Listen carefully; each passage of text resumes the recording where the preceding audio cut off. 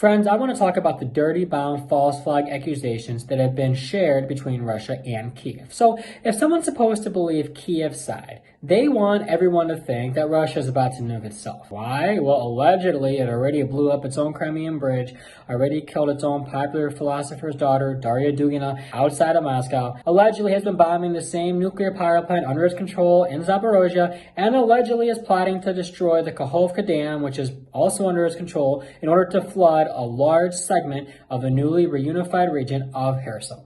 Yeah, right. Get real, okay? Here's what's really happening, okay? It's Kiev that's the one that's behind these false flag provocation plots. And why would they want to do something like that? Well, the reasons are obvious. The first reason is that military support for Kiev has already plateaued for the most part, and we can therefore expect it to be reduced in the coming future. Why? Not because the political will isn't there to support it, but simply because the military-industrial capacity is lacking. The same scale, scope, and pace of support cannot be sustained. It is literally impossible. Stockpiles have been used up.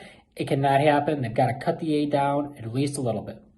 But Kiev believes that if you have a dirty bomb false flag provocation, well, these same Western countries would end up depleting the rest of their stockpiles to the detriment of their objective national security interests in order to continue helping it. Basically, it's trying to buy some time to make it through the winter and the coming spring, even all the way up until the summer, because we don't know how long it'll take to replenish those same stockpiles.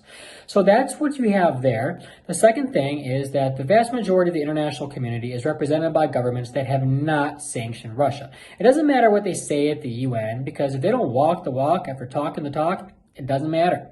And Russia's only sanctioned by a handful of countries. Granted, those handful of countries in the golden billion happen to constitute a very significant share of the global economy, but nevertheless, in this numbers game, Russia is definitely not isolated. China and India stand in solidarity with Russia in the sense of not complying with the legal U.S. sanctions.